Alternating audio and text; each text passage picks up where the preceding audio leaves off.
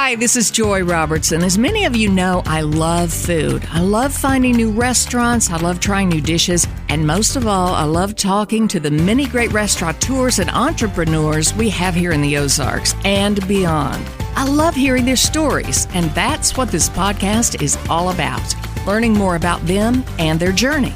So join me as we savor the Ozarks. I am at one of our favorite places in the Ozarks.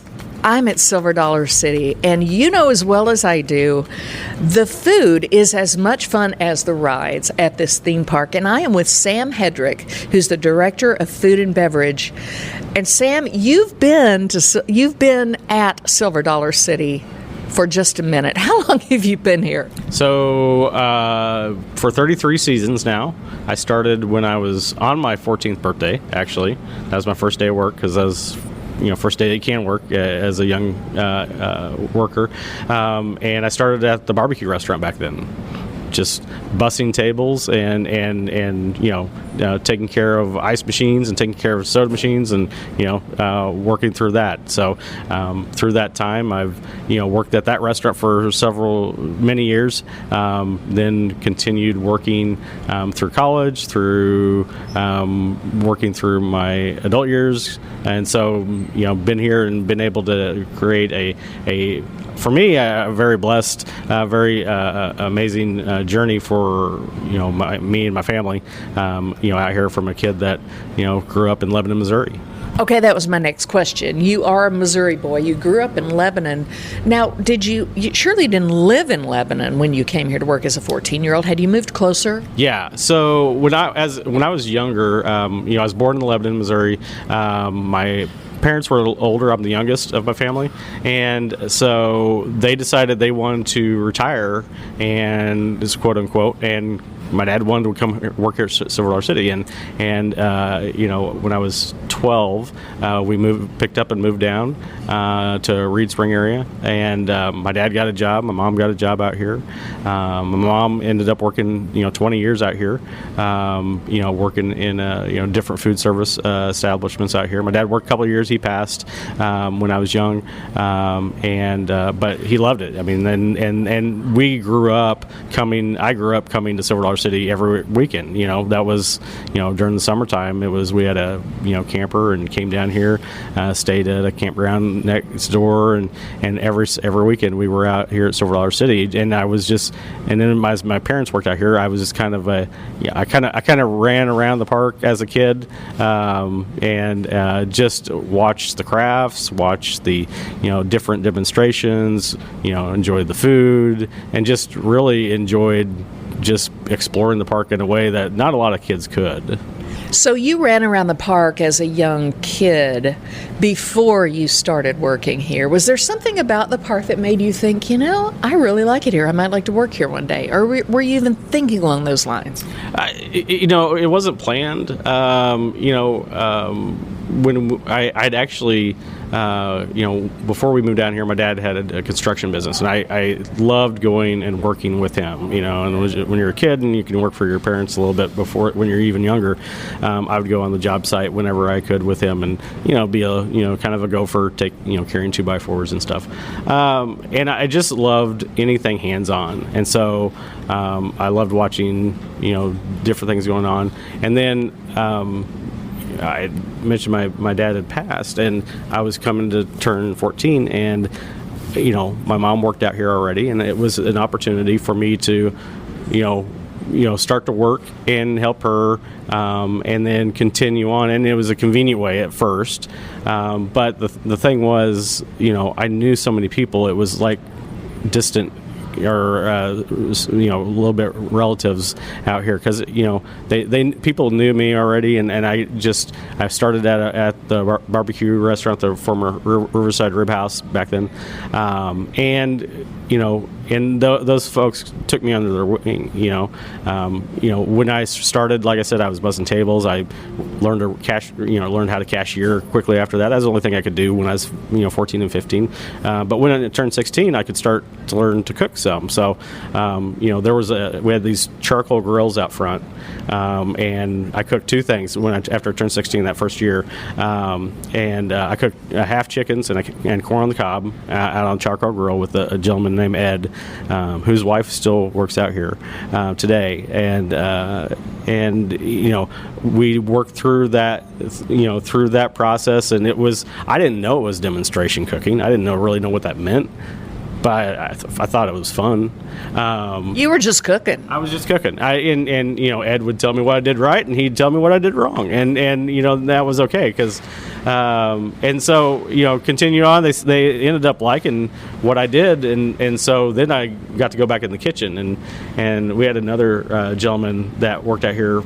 He had a restaurant in Branson for his whole life, and he sold it and retired, and then he couldn't stand being retired for about 8 months, and so he came and worked out here for another 20 years in the back of the Riverside Rib House, then I started working with him, and so we would do cook the slow cooked pork, the ribs, all the stuff that kind of happened behind the scenes back then. We've pulled all that to the front of the house now with the new restaurant, but that really got me a love of just doing things right. I'd always played around with food when I was a kid. When I was, my grandma was in a wheelchair and she lived on her own, but when I'd go over, she would cook with me, and she would usually baking, but she couldn't reach anything in the cabinets, and so as like a 5-6-year-old, I'm climbing up on a stool, which I still have at home. The stool that I climb up on, I don't climb up on now, but I climbed up on the counters and would go and get ingredients for her and kind of help be her helping reaching hands to get to things. And we'd roll up. She'd make cinnamon rolls, and she'd give me pieces of dough, and I'd roll them out and make cinnamon sticks, and she'd throw them in, and they were like the best thing ever. And so I was always kind of creative, or not creative, but interested in cooking as a young kid. And my mom and dad found out quickly that they couldn't sleep in on Saturdays because I was usually doing something in the kitchen trying to figure out breakfast on my own without them, and sometimes it didn't turn out well when I was really young. So make sure Sam doesn't burn the kitchen down. Let's get up and check on him. That's right. But anyway, it gave me a kind of more of a framework of how to cook, as a young teenager, when I came out here, and continued to work. At one point I thought I was going to go into construction, after high school, and the park and the leadership out here gave me an opportunity. They saw something in me that probably I didn't see in myself. Became a lead. As the individual shop leads is what we have out there. So every shop has their own leadership, and so it's called the Dockside now, but it was back then it was called Bayou Market. And we had the Cajun Connection playing the show right across from us in the theater, and so we did gumbo, we did jambalaya, we did Cajun style, Cajun seasoned burgers, I ran that operation along with some concessions carts around, so it really gave me a breath of both those fun foods. During festivals we'd do caramel apples, and then of course the apple dumplings, and during fall and whatnot, and then during summer we'd do more summer type snacks at the concessions, but then we always had that little restaurant element there as well, and that really gave me an opportunity to learn the business side of it a lot better, working with 20, 30 employees, and as a 20-year-old, I mean that was I didn't look at it as intimidating, but I looked at it as folks learning to work with a lot of folks. But I'd already been working with folks of different ages, throughout as a young kid growing up.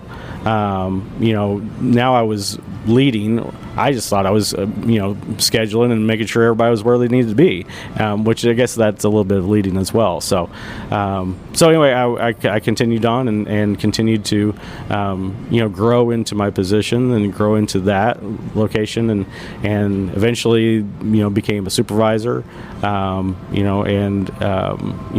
those things it always seemed like when I made a move one place, it opened up a door into another area, I became a supervisor. And I worked for a gentleman who, after 2 years, he left, and he left me this card, and it was this card I still have in my desk drawer. It's a card with a ladder and says, you reach for, basically something about reach for the stars. He's like, you've got this, and he did all the purchasing and of food product that came into the park as well, and that was kind of handed off to me at the time, and that was the first time I really got kind of intimidated, but I felt like he gave me a lot of comfort in he's like basically saying and writing in there, you've got this, and the funny thing is he left for about 10 years working for another employer. He came back, and I gave him a copy of that card when he came back, and so he works out here today in another area, but he just really gave me a lot of strength, and really gave me a lot of learnings in working with him on how to work a wide variety. And that's when I really got serious about. I figured that was the first time I got intimidated, but I hadn't finished college yet, and I hadn't been going. Took a break for a little bit, so I still worked full time, but I ended up going part time, and ended up pursuing a business degree, just because, and it was during a hard time because it was during that transition. But I decided now I need to get serious.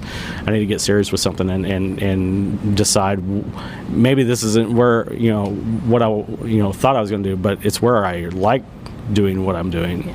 So it's been so that gave me another opportunity as well, as as I finished my business degree, became manager, and then years later, I think it's about 2017 2017 is when I became director out here at the park. So, and still working with a tremendous group of folks, but always been supported by a tremendous group of folks, because we're, unlike other restaurants and businesses out there, me being out here for 33 seasons now, my boss, he's going to celebrate 50 years next year. I've got supervisors and managers. We've got a great group. The one of my managers that's been here the least amount of time has been here 12 years.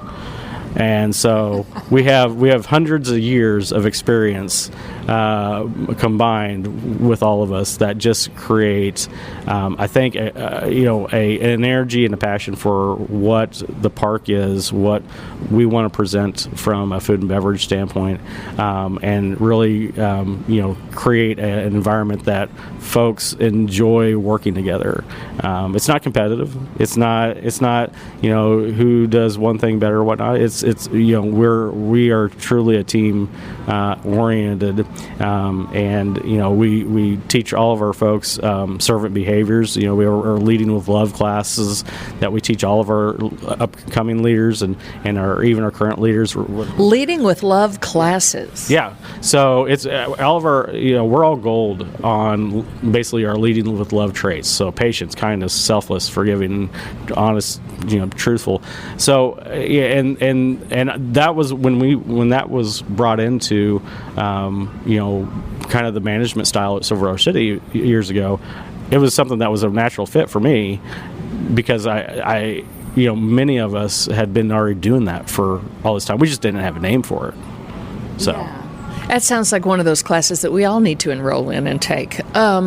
So where did you go to college? Were you able to work through college here? Yeah, I had a brief stint in Miami, Oklahoma, at NEO, and then OTC in Springfield. and I worked through there and some at MSU as well, but was never the traditional student. I didn't necessarily do it the more straightforward way, because I even as a young kid, I just wanted to work. Yeah, you were busy. I was always busy, and always want to stay busy, and even now it's like I've been thinking about. We've got a program now called Grow You for all of our folks, and I'm like, there's some stuff in there that I'm like, that might be fun to refresh and take now. So, wow, it just sounds like it's a real family atmosphere here with the people, and I mean, what a fun place to work. You essentially work in a wonderland, between the different changes of seasons. You really feel that with that big Halloween celebration, which I think is fantastic, the decorations. And then Christmas, I'll go to my grave wondering how they get all these lights up every year. That would be fun to come the night before they really turn the switch on and just see how they do it. Let's talk about the food. Yeah. You've been around a long time, and you mentioned some really great food that they had back in the day. Has Silver Dollar City always had an emphasis on really, really good cuisine? I mean, it didn't just start with popcorn and sodas, right? Or did it? Well, I mean, those were always, important pieces. I mean, you go to any amusement theme park, you'll find your burgers, your, hot dogs, chicken tenders. But, I mean, Silver Dollar City, had those as well. One of the things that, there used to be an old restaurant up on the square when I was a kid, and it was gone before I was even here. It's called the Oak Ridge. And it was really about, selling kind of true food. It's like you didn't just get a burger. You could find a burger on Park, but you could get a pulled pork sandwich. You get a smoked half chicken. They'd serve like a cheese wedge as a side dish. Like a hunk of cheese, cheddar cheese. What a great idea! But you're talking like fork and knife food. Like you really need some silverware to dig into this food. Yeah, absolutely. The fork and knife food, and it's evolved. I mean, from demonstration cooking to festival food cooking. But the one thing that we have always centered around is we wanted people to actually see us cooking. It wasn't just about going into a restaurant, sitting at a table, and then your food comes out of the back. And so most of what we have out here is more of a kind of a walk up or cafeteria style. We have a couple of folks, places like here, the Mill and the Reading Hall, where it's a buffet, and we do a different style of food and different service style, but when we built the Even Delilah's Bakery. So when I was a kid, it was built. It was in '92. We had a little bakery called Sullivan's Mill, but you never really saw a lot, and it's still here today. But you never really saw a lot being actively made. So the whole point of Even Delilah's Bakery was to let people see what was going on down in just one floor below us right now, where we've got a production bakery that used to make all the product, and it would go out on Park. And so they built it so it was an open kitchen, which is become a trendy, trend for restaurants to do. You have an open kitchen feel, but you see everything. And so you want to make sure, one, you're presenting the right way, and so you see the folks up there mixing the dough, rolling out the dough for the cinnamon rolls, putting on the cinnamon schmear, rolling them, cutting them, rolling them back in the proofer, and then the oven, the experience. And that was a big investment at the time, that really kind of started a slow burn of how we can present food in a different way. Our big skillets. When we started those, we had charcoal grills already at most of our restaurants, because that's how we cooked. That was how we heated. I don't miss that day, honestly, because adding charcoal and smoke, was a little bit of a task. But we have gas grills now. But having those big skillets out there, where this is a recipe, of our succotash that came from an employee, that it was their Sunday supper, and the kids would all help prep, cut and get all the vegetables ready and the meat ready, and they would go to church. And then when they got back, Grandma would cook it, and she had an idea. I was like, hey, I want to do this in this big skillet, and so the director at the time said, okay, well, kind of apprehensive. It's got okra, not as common, for some folks, but that's part of what the Ozarks is all about, is food like that, which you try to really sort of replicate the Ozarks food experience. Right. And anyway, so they had the idea for the skillets. What year was that? Do you remember? That would have been like 90 or 91, back before I started.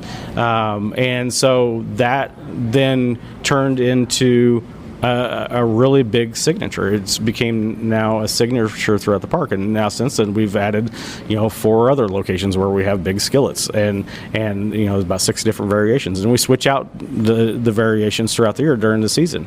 But and for a long time, we didn't have a lot of new buildings. We'd have new food coming out every year, but back in 2013. We built this area with Outlaw Run, and adjacent to Outlaw Run, we had this area where we built this restaurant called Crossroads Pizza, and we hadn't, and as opposed to the theme park, we hadn't really served pizza on park, period. And so it was something, and so we had this opportunity. So we wanted people to be able to get fresh pizza.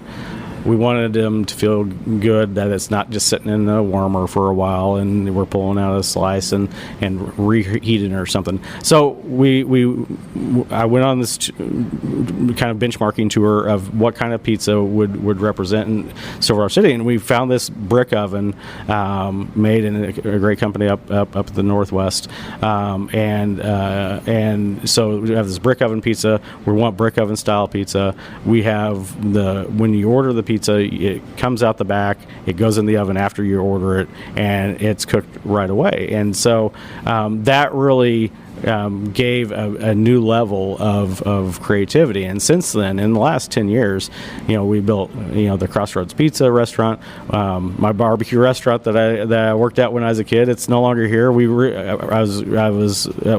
rebuilt that, and we really put a time and care into how we were going to present barbecue, because we wanted to present barbecue in a fresh way, but it's still true to Silver City. And so we vetted out our equipment. We worked with a great company that builds smokers down in Mesquite, Texas, called JR. That we even went down there for a week. They have a test kitchen that has their equipment in it, and we actually created the recipes in that restaurant or in that test kitchen over the course of about 4 or 5 days.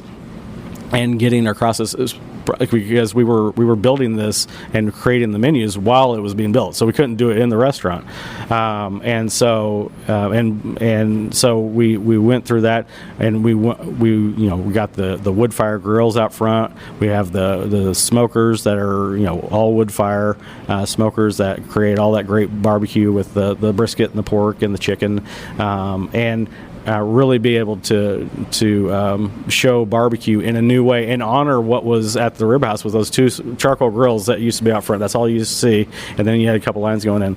Now you have this 450-seat restaurant that just turns out all fresh food, and from the side dishes up. I mean, because the side dishes, we want to make sure that those things were just as important as the brisket or the pork. You want a complete meal. You don't want just like something just kind of a filler in. What are some of those side dishes? So we've got a great corn salad. We have a molasses baked beans. We have a buttermilk coleslaw that we make fresh daily.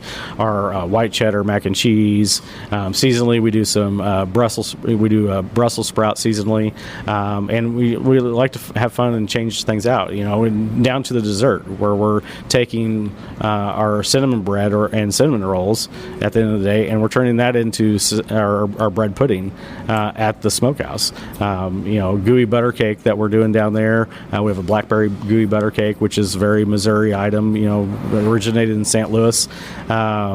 Just as a regular gooey butter cake, but we put an Ozark spin with the blackberry blackberry spin on it as well. Brilliant. That sounds amazing. I don't think I've had that. I need to make some tracks to this park again. What do people want in terms of food? I know that you need things that not only sit down with utensils, but you need portable stuff too. Is that one of the things that you've had to come up with really interesting and fresh ways to make some really good food portable?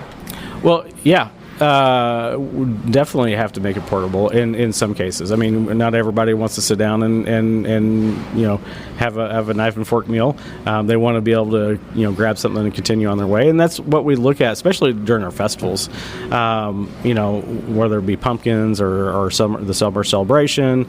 We have the new spring exposition coming up this next year. That we've got a lot of new food coming up for that, and a lot of it's going to be out of kind of portable.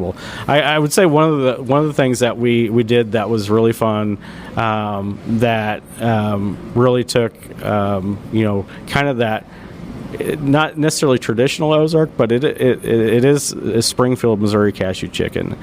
So we took that in a festival item. We took Springfield, Missouri cashew chicken, and we put it in a waffle cone. So a waffle cone is basically a fortune cookie, and so it was taking that traditional sit down dinner, and then now you have in this vehicle that you could just walk around and eat and go watch a show or whatever. So that was one of our more fun. And it's been very in demand that we have been bringing back every year, usually in two different festivals, because guests are like, where's the cashew chicken cone? And for the uninitiated, the Springfield cashew chicken is kind of fried chicken pieces with a gravy and some cashews and maybe a little green onion thrown in, and it's really good. But it was one of these things where the developer said, I think he was a cook in the military, and said, these people, these Midwesterners want some gravy on stuff. Yeah. This will get them to eat this food, right? Yeah, David Leong at Leong's up in Springfield. He's passed now, but I think his son's still operating it. Yes. I grew up on cashew chicken, and that was a Friday night treat for my family. So anyway, bringing that little bit of signature, it's not 1880s signature food, but it is fun, and that's what we try to do. Is we have stuff that's going to be true to Ozarks. With the spring exposition, we've got an Ozark fish fry that we're going to do a booth, and so we're going to do a fried crappie with fried potatoes, hush puppies during that festival. But we also bring in foods that maybe are unique, and you might see from a standpoint of Pinterest is huge. People go through and kind of eat with their eyes through their different social media channels, and we look for different foods at different times that maybe it's unique, but how can we make it approachable for our guests? Because not everybody wants to do the really unique over the top, but they want to try a little bit of it, and so that's what we try to do with like boba teas. Boba teas is that traditional tea that has like the tapioca balls. Well, there's a bursting boba that's fruit, and so maybe if somebody's not a tapioca person that likes that in that milk tea, well, now we can do a fresh lemonade with a little flavored bursting boba addition into it, and it makes a fun treat for the guests. But it's familiar. It's lemonade, and ultimately they gravitate to that so that they can continue to just enjoy their day and try different things. And we really expanded festivals because we come out with about 15 to 20 new items every festival. We bring back signature items. Christmas time, we've got apple dumplings. We've had them for it's a Christmas tradition.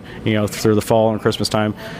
But we've brought out new things like the cranberry punch that we were talking about earlier off air.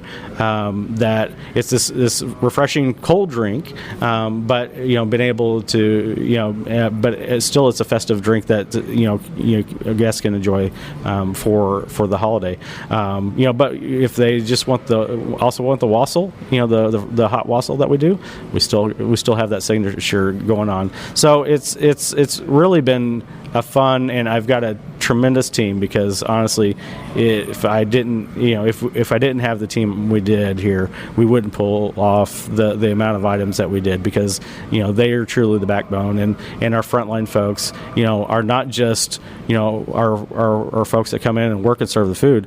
They are where food inspiration comes from as well. I mean, that skillet I was talking about, that was a frontline employee that said, "Hey, I have an idea," and that's what makes, I think, Silver Dollar City over other amusement and theme parks unique, is that we have some culinary experts, but we have some culinary experts that didn't necessarily go to school for it, because they know food. They know what our guests are looking for. They know what the comments are. And so they come back to us, and we really take that to heart and take our frontline folks and get them engaged, because, when we go and change a menu, we don't want to just walk in there and say, "Hey, here's a couple new items." We want them to help create it with us, because if our employees are engaged in it, then they're going to be even more engaged with our guests with it as well. Sure, there's a sense of ownership with that, and I think people appreciate being heard. And did anybody think the skillets would be as big of a deal as they are? And talk about the skillet. I'll bet the person who brought that idea forward didn't think that there was going to be a skillet of that size. How big are those suckers? So they're usually around 6 foot, 5 foot skillets. Our great craftsmen out at our welding shops actually make them for us. But yeah, no, it was an idea. I thought it would be a good idea for one restaurant. Thought we could make, this is a restaurant that had probably 6 different menu items at the time. Thought it would be just a good complement to that. Well, cut back years later, we ended up rebuilding that restaurant in 2018 when Tide and Traveler got built as well, and that skillet, they have about 4 different items, but the skillets comprise about 2/3 of all the sales in that restaurant. They sell some, a couple sandwiches. They sell some turkey legs too, which are fun items. But the skillet is obviously the dominant, item down there. And there's 3 different versions. There's a jambalaya skillet. There's a harvest skillet, and then there's the traditional succotash that that have done from the beginning. So now that you take that restaurant and then you go down the street to Tater Patch, and there's a calico blend with a white potato, sweet potato, onions, and sausage skillet that's down there. And then you go down to Dockside, and then they've got a Southwest skillet, and they've got a pulled pork skillet. Go around the corner of the lumber camp, they've got their campfire skillet, and they've got another skillet, a fajita skillet at lumber camp as well. And so all those different locations, it became the number one item on park that we sell from a food and beverage is the different skillets combined. Any other theme park you go to, the number one item is chicken tenders. And they're approachable, they're fun. Sure. Kids love them. Mm-hmm. But to be able to, you go to the theme park and you see those skillets, and I just got back from a conference last week. And we go to some, and people from other parks just look at Silver Dollar City as like, they don't understand. They think it's amazing what we do, and it's fun, but they're like, it would never work where we live, in our city, but they don't have the history behind it. They haven't built the signature around it, and that's what makes Silver Dollar City amazing, because you come out here. It's not just coming to a theme park or amusement park just to come ride a ride. People come out here to escape and to forget about what may be troubling them or maybe what's going on. They want a break, and it's escape, because you come into an area that is an 1880s theme, but it's just a fun environment that guests can go watch a show. They can go ride a ride. They can eat the food. Or they can just sit and people watch, and just, and watch other people have fun. And, that's what we want to do. We want it to be balanced, because, our rides are important. Our restaurants are important, but we look at our food and beverage as an attraction just as important as Time Traveler or Mystic River or any of the other rides out there. Right, and I completely understand that, because a lot of times you think of amusement park, you think of kids. But Silver Dollar City is different, I think, in that even growing up, when I would come here with church groups and what have you, my parents had friends that would always get a season pass because they love to come here, mostly in the off season, and just wander and eat and enjoy the food and watch the craftsmen do their thing. So it's an all season sort of love for this place. On your biggest selling day, how many skillets do you sell? Do you have any idea?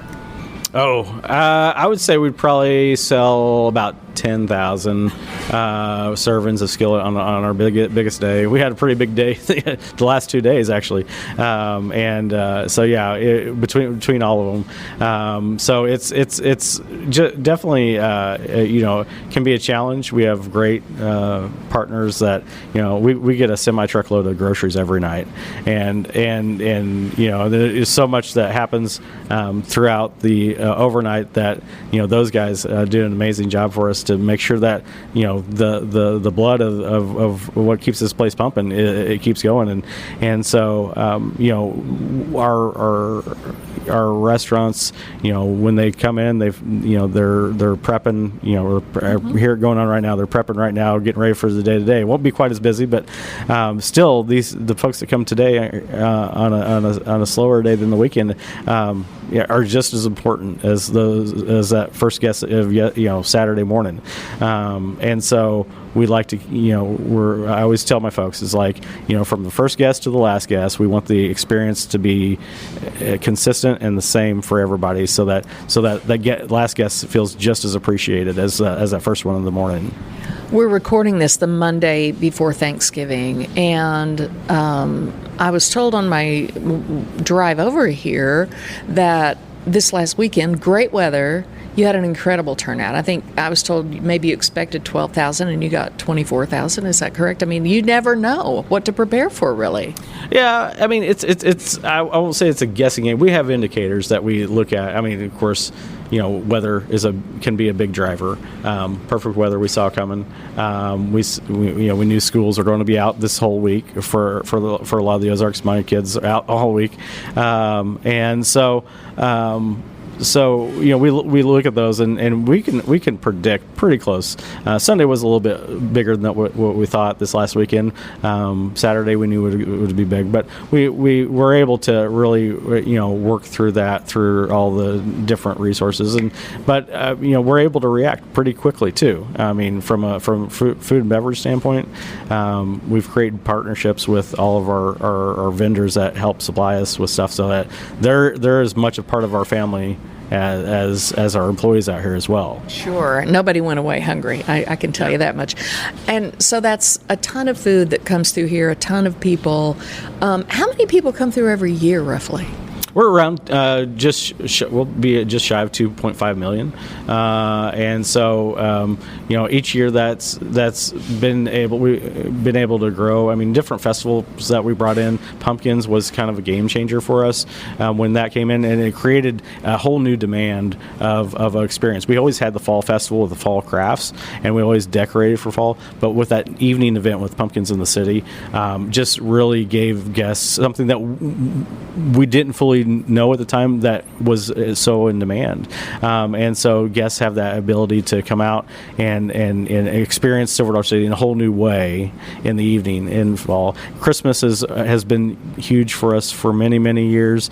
Like you said, how it looks. How do we get all these lights up? We start in July in hanging lights, and so the first week of July, you'll see hints of people out. Usually it's happening in the early morning before guests get here, but you'll see hints of people out here getting lights up and stuff, and that continues on through the pumpkins and harvest, and then there's a little bit of a mad dash the 4 or 5 days that were closed between those two festivals to get the final pieces up, get the tree up, and but those guys have been so great in just really doing it in a way that's very efficient, and they minimize any kind of or maximize any kind of downtime we have, so that they can create this festival and make it bigger and better each year.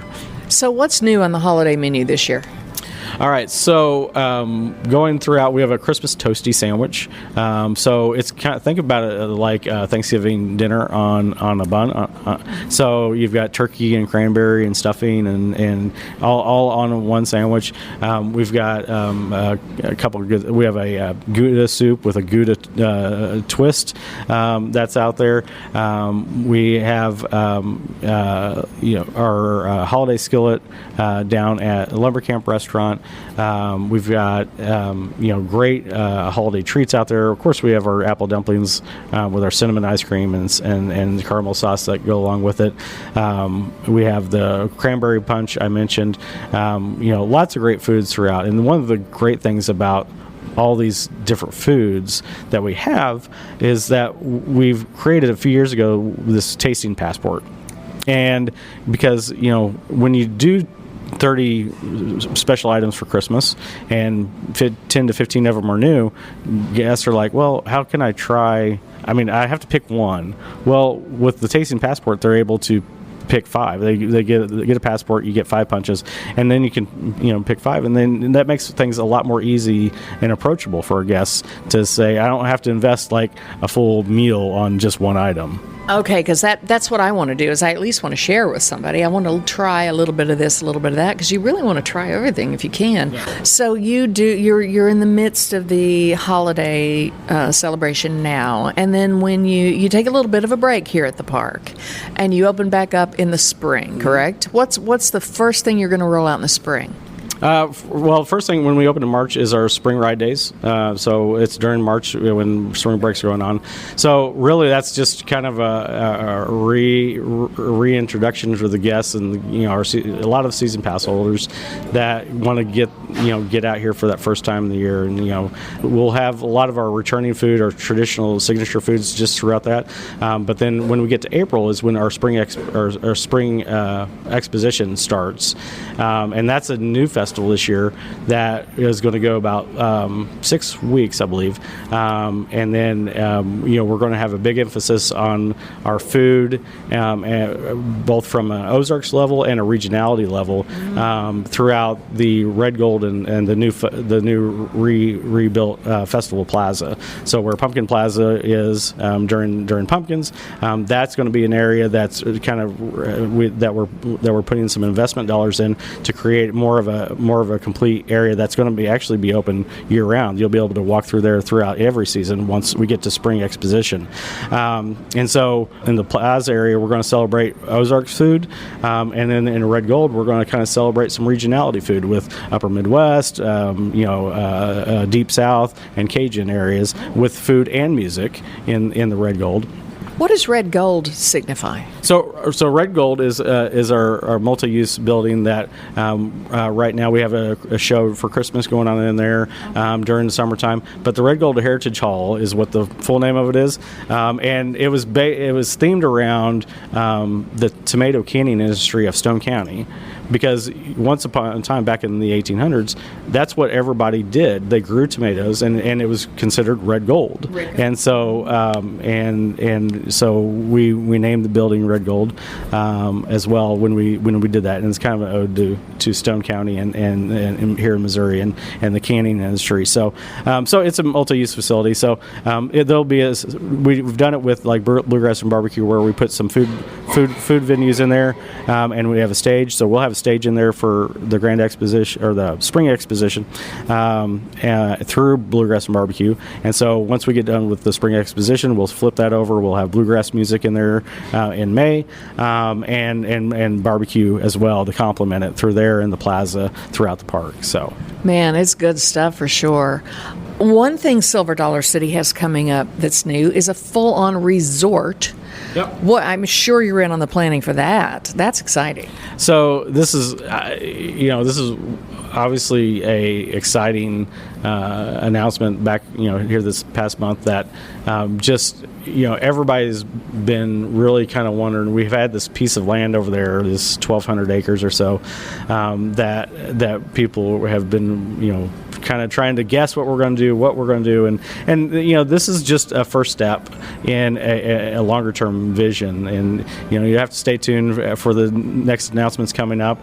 But the resort is the first step with that of I think what we quoted as $500 million over the next 10 years between investment into the park and into this area. So the rest the resort will have about 260 rooms, a full restaurant, full service restaurant. They'll have in-room dining. They'll have there's a great pool area that's being created with this that will have poolside food as well, so that the guests can go out there and have a really unique Ozark experience on a property with a view that honestly I think is second to none. As I went out there and have seen it myself. And the restaurant will harken food back to what we are in the Ozarks. I mean, it'll be an upscale version of what Ozark food is and food in the area can be. So. Well, if you have any breaking announcements, you feel free, Sam, to tell it to me right here, right now. Remind me where this piece of land is. How close are we to it right now? So we're about less than 5 minutes. It's just west of us, and really the property that land connects with Silver City, but if you go back from here towards Branson West, to the west of us, it's just a couple miles from us. So there'll be trolleys that come from the resort to bring guests over to the park, and create that complete experience of being at Silver City in a new way. And so it'll be a fun adventure for the guests that stay with us. What sort of response do you hear from guests when you hear about their experience coming to the Ozarks and the food that they enjoy? And I'm sure you have met people from literally every little tiny bit of the globe. I mean, folks that came from like more than say 200-300 miles out, the first thing that they always talk about is the friendliness of the employees and the people in the area, not just at Silver City. And that's what makes, I think, us here in the Midwest kind of unique, is that we are very welcoming to most anybody that comes in, and that we want to make sure that they feel like they've felt the hospitality. They felt that they have been able to come to the park in our case, and gotten an experience that they wouldn't get anywhere else. And there was I've had guests that have came out and said, I've been going to the big parks down in Orlando. We've always taken summer trips down there, or I've done this in this area, and I wish I'd found out about Silver City sooner. And I think that's it's the good and bad of being kind of that secret gem, because there's so many guests that could experience it, but at the same time, with efforts that we've been working to help grow our company and grow our business, more and more people are discovering us each year, and we get more and more of those comments. Is like, what, I think now I'm going to bring my family out to the Ozarks, with combination of the lakes, the park itself, and just the area, just brings people in and keeps them coming back. Well, Herschend Family Enterprises, these brothers who kind of started this whole thing, they know what they're doing. They're very, very good at it. And I think part of the beauty of it is that they are very hands-on. I mean, they still show up around here. Jack is he's coming out this evening actually to bring some folks, Jack Herschend, with his some folks for have dinner with us. During Christmas time, they came out quite a bit. And we're very fortunate here. I mean, I've known them for many years, and they embrace the park, but they also allow us to really manage the park, and they've entrusted in the Herschend leadership from a corporate level to really grow and change the parks. And they give a little bit of guidance, but it's funny. I was last year we had a really big day, and there was a guest that I just talked to, and they were a little frustrated, and I worked with them because they couldn't find their way around the park. And afterwards, I happened to run into Jack, and he asked me what I was up to, and I was like, oh, I had the guest. He goes, it's funny. He goes, when we built this place, we were trying to figure out how we made a small park look big, and that's why we made these meandering trails and these little, and no really straight paths, and because we wanted a sense of discovery. And he goes, now we've got these big days that now people can't find stuff. He goes, yeah, that's how it started. He goes, we tried to make a small park look big, and that stuck with me, from last year, because, he still has, a very close hand on wanting to know what's going on, and how the guests are experiencing the park and how they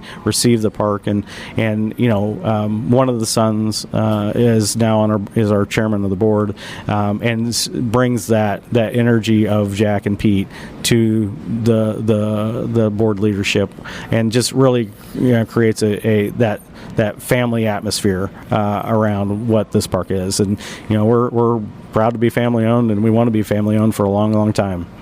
How many people work here? Here at this park, we're peak season, we're around about 2,200. Wow. 450 of them during peak summer were our food employees.